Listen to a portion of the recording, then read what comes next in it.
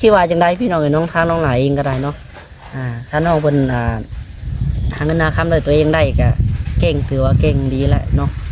บ่ได้ขอเงินนำพ่อแม่ใส่ถือว่าโอเคแหละพี่น้องเนาะเขาแค่กุ้มตัวเองนะพี่น้องเนาะสามีถือว่าโอเคแหละพี่น้องสำหรับลูกผู้ชายเนาะคนหนึ่งพี่น้องอย่างน้อยก็ให้กุ้มตัวเองแล้วพอไม่ขอเงินนำพ่อนำแม่เนาะถ้าเข้าไปหาเงินก็ต้องไปให้มันสุดพี่น้องเนาะ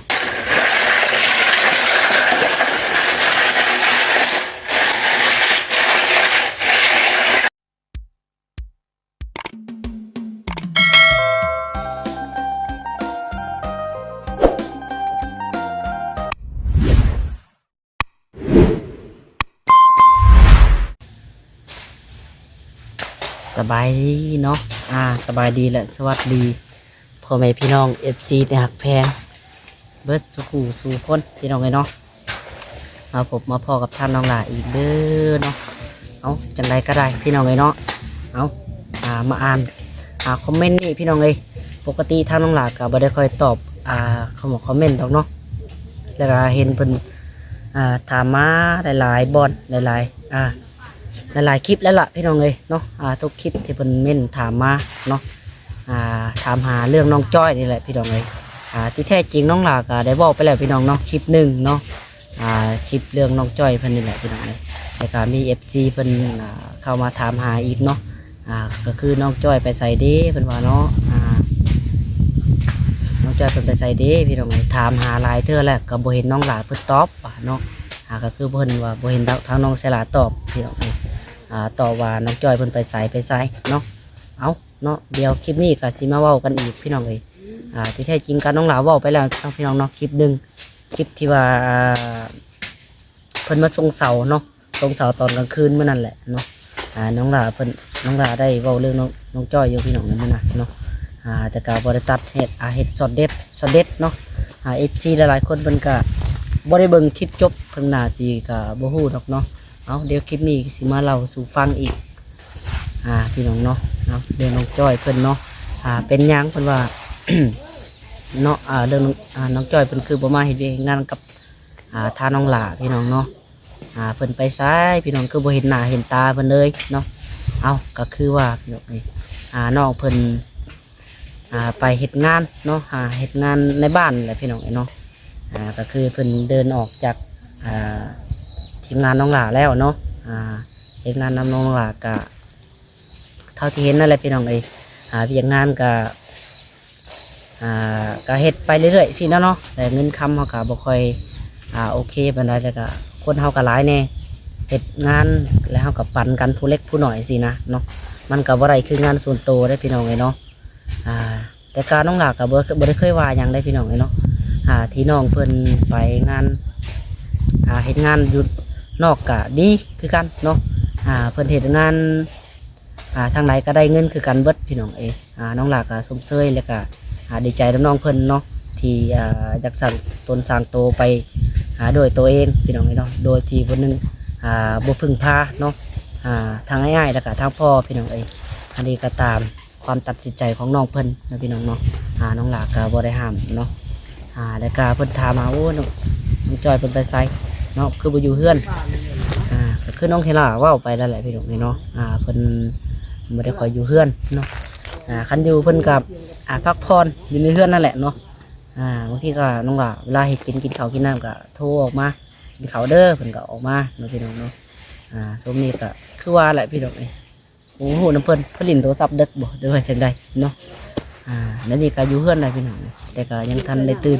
ก็จะเป็นเห็ดเรียกให้งานนักละเมื่อยเนาะพักผ่อนน้องหล่ากับปฏิว่าได้พี่น้องเนาะเห็ดบนใดก็ได้เงินเบิดคือว่าดีเนาะพี่น้องเนาะไปงานในสายก็หาเงินคือกันพี่น้องเพื่อให้งานบทอื่นก็ได้เงินคือกันเนาะให้งานน้องหล่าก็ได้คือกันพี่น้องก็ดีไปอีกแบบนึงเพิ่นก็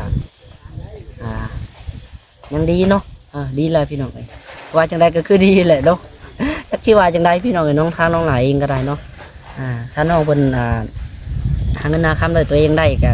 เก่งถือว่าเก่งดีแหละเนาะบ่ได้ขอเงินนำพ่อแม่ใส่ถือว่าโอเคแหละพี่น้องเนาะเขาแค่กุ้มตัวเองนะพี่น้องเนาะสามีถือว่า โอเคแหละพี่น้องสำหรับลูกผู้ชายเนาะคนหนึ่งพี่น้องอย่างน้อยก็ให้กลุ่มตัวเองแล้วพอบ่ให้ขอเงินน้ำพ่อน้ำแม่เนาะถ้าเข้าไปหาเงินก็ต้องไปให้มันสุดพี่น้องเนาะกระเทินได้ไปแล้วก็ได้เอาจังไรก็ได้พี่น้องเนาะก็สีประมาณนี้แหละเนาะสำหรับเรื่องน้องจอยเพื่อนพี่น้องน้องหลาก็ประเด็นเล่าเงาสู่ฟังดอกเนาะเอาจังไรก็เดี๋ยวไปเบิ่งบรรยากาศให้เพื่อนน้องเคยทองเด้อพี่น้องเด้อเนาะพี่น้องเนาะบรรยากาศลมเย็นดีมื้อนี้ทางมาดำเพิ่นกะกะมาพี่น้องทางเศร้านี่จักเป็นไปทางใดเนาะ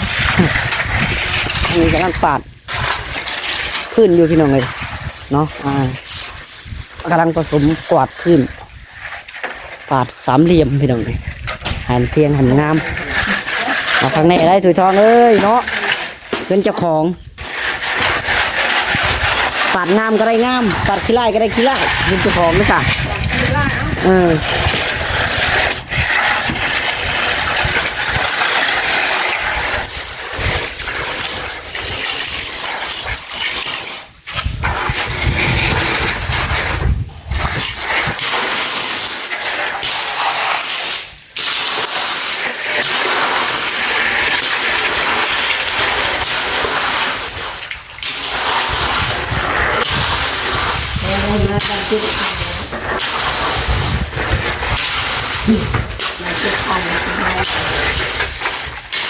นี่แหละพยายามดันติดจะทางร้อย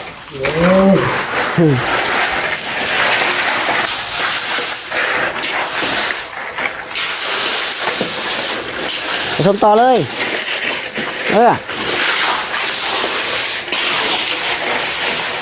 ใช้บอดำเข้านี่หากเห็นมามาจะนะนอนอยู่หน้าบอกย่างมารถไปใช้ก็ย่างมารถบูวีน้ำมันรถบอวีน้ำมันเลยมันหมดแล้วเฮ้ยเนาะสมือนี่แห้งขักเนาะน้ำมันกับแพงจริงเลย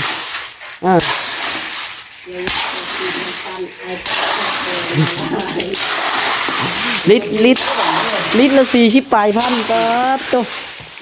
เอาเงินมาใช้ซื้อก็ได้เนาะวัดขายให้งานวัดต่ำๆนี่น้องเลยไปหันไปนี่ก็คิดเอาลิตรละ40,000เขาขี่เที่ยวไปเที่ยวมาเนาะมันไร้บาทจริงๆต่อเดือนหนึ่งเนาะไปเวียนงานก็ได้ก็ไม่อยากโอเคก็ได้ได้พี่โดดเลยนะมันแพงแท็กซี่ก็ว่ามือผสมปูน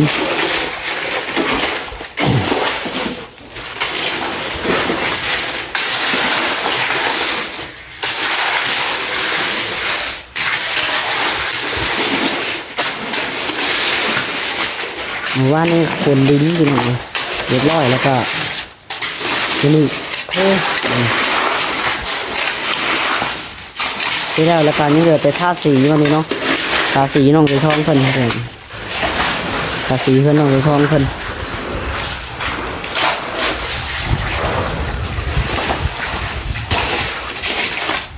ตักก็เป็นปูนนะแต่ก็เป็นปูนนะใส่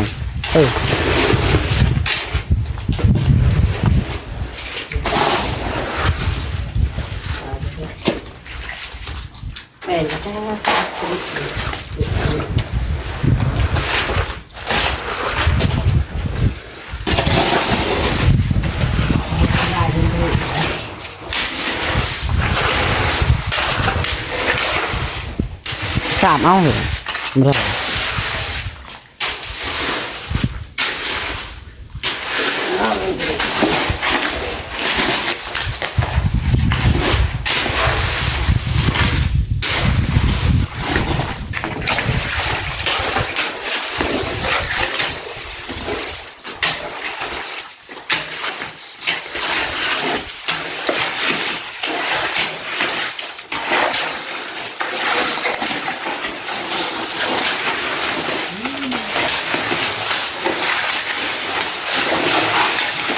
ท่านกรองท่านกาบริมาพี่น้องมันนี่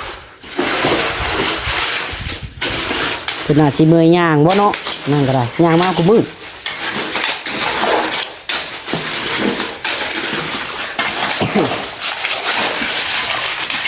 แล้วนอไปเนาะไว้ว่าทีมงานใส่บุญเนาะบุญ บุญหลายตัวเองจนได้ยาก บ่แปะทีมงานใส่บุญ บุญหลายพ่อเนาะจนได้ยาก เอาไปเอามาใส่บุญจนได้ยากพี่น้องเอ้ยเอาคือของการนั่นเลยเนาะของการก็ช่วยเหลืออีกพี่น้องเอ้ยเนาะจนได้ยาก บุญหลายบุญหลายจะได้ย่างเอา จักจำไรเนาะบุญหลายหมดพี่น้องจนได้ยากเอาฮะ ยอมเลย ทีมงานใส่บุญ เช็ดรถเลยเถอะ โอ้ย รู้แล้วที่มาใส่กันทีมงานใส่บุญเลย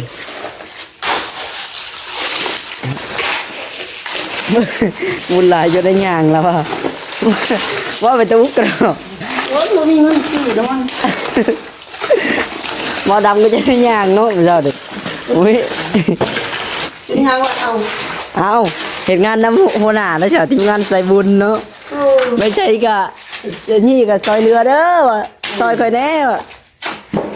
ราคากะสิลุดลื่นเอาแปะมาพอใส่ใจายกับขาดน้ำมันน้ำมันจากได้ชีวิต น้องไปก็หยาบเนาะ โอ้ทีมงานใส่บุญเนาะในได้จ้ะบุญหลายไปเอ้ย บุญหลายเนาะ บุญหลายขันบุญน้อยเนี่ยขันบุญน้อยเนี่ยคือจะได้ขี่รถอยู่ดอกบุญหลายได้ยัง ขาอดเอา มันยังดำปูนกัดบ่ น้ำกัดแน่น้องบุญเลยบุญหลายน้ำกัดแน่ อย่ามันเฮ็ดดีไปเอ้ยทำดีไป เกิดมาชาติเดียวเนาะดำ ฮะ ผ่านมาเลย ฝันมาหลายแล้วเนาะโนนบ่ได้ไปทหารกวาดมาพี่แม่ นี่ได้ โอ้ยดึงมาพี่ดึงมาพี่รถพี่ดึงมามันโนนจะบัดปาดบ่ได้อีกเด้อเอ้ยดึงมารถเถอะ โอ้ทางกาแฟยังผสมยังบ่ได้ไปจักน่ะมีกระดิ่งทรายน่ะบ่ไปสิบโชคสั่นบ่โอ้ย กลาง มันเบิ่งได้บ่อนบ่ดำเราเห็ดโอ้ยเรามาดึงมารถ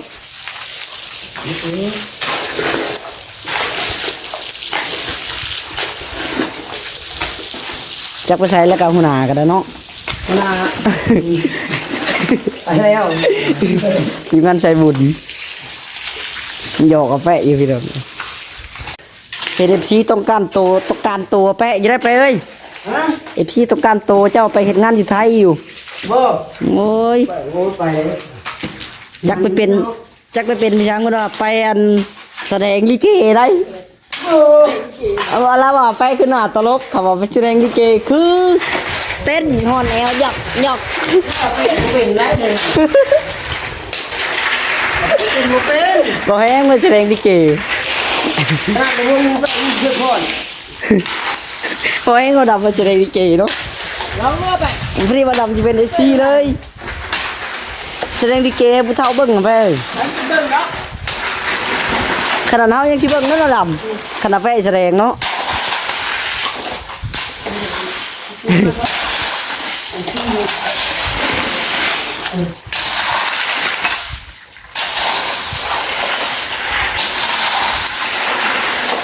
บางพระเจ้าบางนี้เนาะเบิ่งก่อนนี่นะ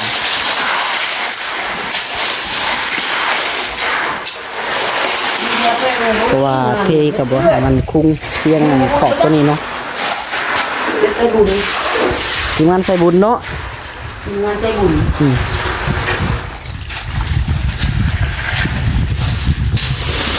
ว่าไปว่าคุณทีมงานใจบุญบัดบุญไปบ่ได้ไป ไปแต่เวียกดิ เอาเป็นการที่ ใจบุญโมเมนต์สายบุญเนาะใจบุญก็คือเฮ็ดแต่บุญโมเมนต์ทีมงานลิ้นบุญเด้ พ่อบ่นำนี่ โอ้ย บ่แปะพ่อบ่ เงินแล้ว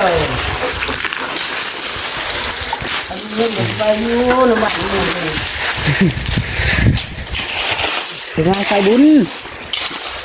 แล้วเดียวก็ห้องการเฮ็ดอันจักมื้อน่ะมัน10มื้อเพิ่นบ่ฮอดบ่10คือแล้วเนาะ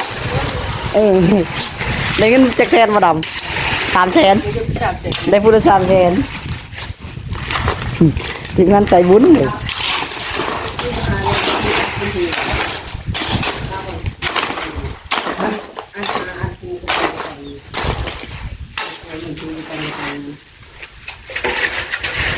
มันเอาไปทำปูนัดต่างหากก็ได้เดี๋ยวอัดอยู่บ่กว่าจะดูขนาดอัดอยู่ยังมันไม่อยู่แล้ว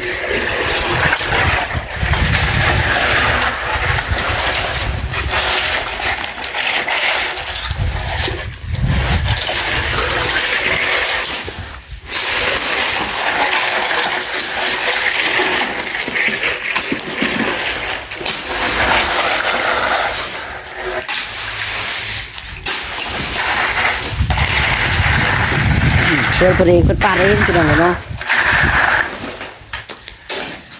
เมื่อนั้นเธอน้องหลานป้าเองมัน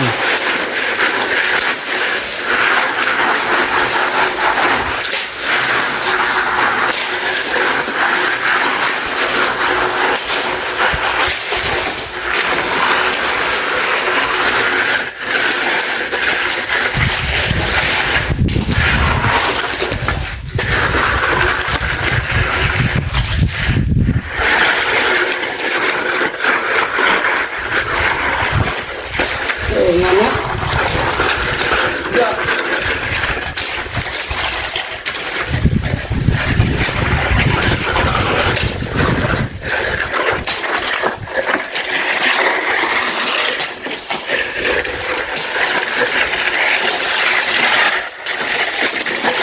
ทำแล้ว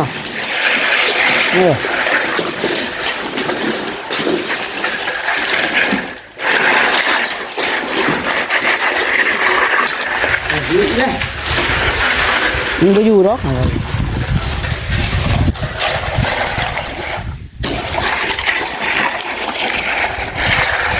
จะไปอยู่วะบึ้งนี่ว่าก็ตึ้ง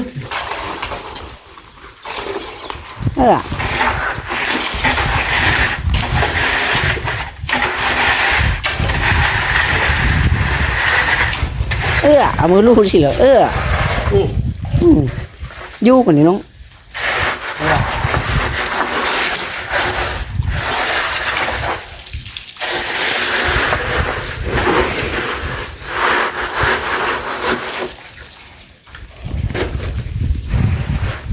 ยังไงแห่กะยังหลายไปทุกคนอยู่เนาะเบิดไปครึ่งหนึ่งทรายกันยังอยู่พี่น้อง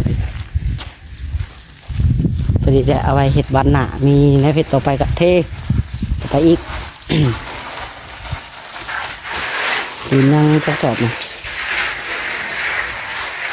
4 6 8ยังปู8 สอบนะพี่น้องกับครึ่งหนึ่งเรียแต่งนอกแต่งหนามันเอาแต่งแล้วแหละทำอะไรแล้วก็แต่งหนามันงานนี้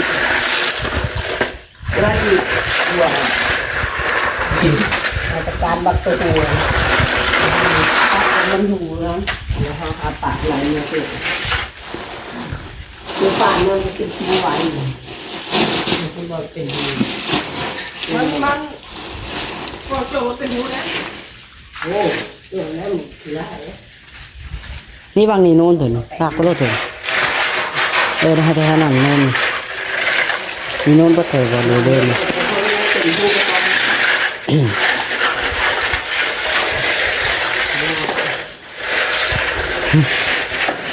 ขักน้าเนาะเอาไปเห็ดเลยสมก็จะเป็นแสดงลิเกได้เพิ่น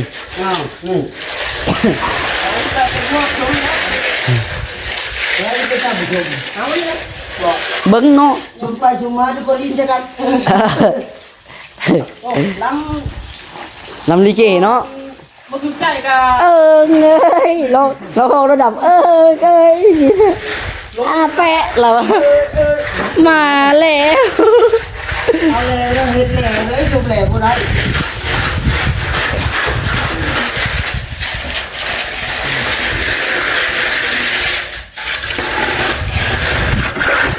เดี๋ยวหยอกกันไปเด้อพี่น้องพอมีคำเว้า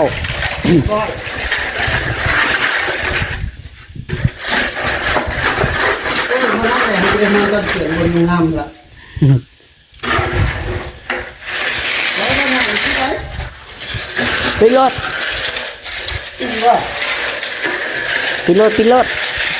นี่ได้ใช้ตัวนี้ไว้แป้งนี่ใช้ทางดำเอาได้ดำทางใส่ไว้เพื่อได้ฮดนั่นน่ะฮดนี่เด้มาได้ฮดอยู่แล้วตัวทองมาสิแต่งหน้าอีกบ่แต่งมาด้วยฮะถ้าบ่แต่งแล้วก็ปล่อยเลยให้สิแต่งก็ใส่อีกพอดีแท้มันค่อยลงพุ่นแหละสบายแหละเวลาล้างพื้นสบายหาฉีดไปเลย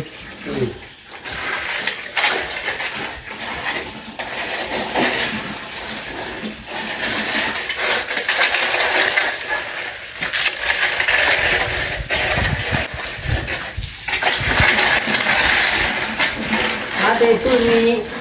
อยากอยู่มั้ยนั่นเหรอ บัวดอกยันใดๆเฮาสิตายก่อนครับเปิดประตู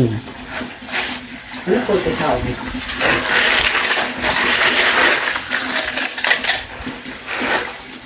เออลูกจะมาที่สูงยังไงสูงเงี้ยมันจะไป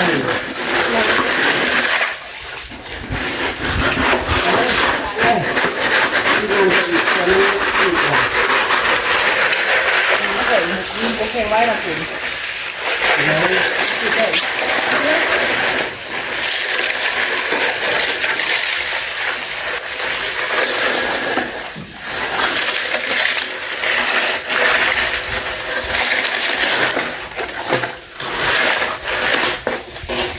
ใส่งานไม่ลงมาตี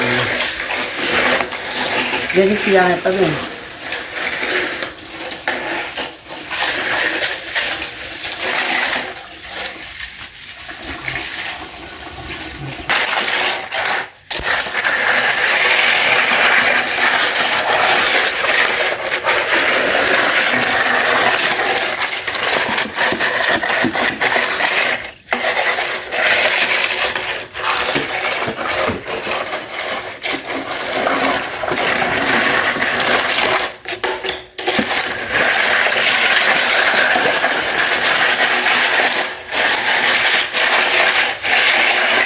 ผมบอกเขาเอาชิงนี้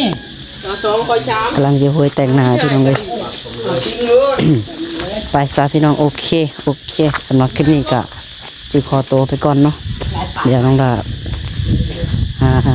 เอาควายไปเข้าห่มก่อนแดดแล้วพี่น้องนี่ขอตัวจบคลิปก่อนไม่ได้เนาะเดี๋ยวกันแล้วเดี๋ยวสิถ่ายรูปให้ FC เบิ่งอีกเทื่อเนาะจังไดกันเนาะสบายดีในแม่ FC เปิดสุขุสุขคนนะพี่น้องเนาะบ๊ายบาย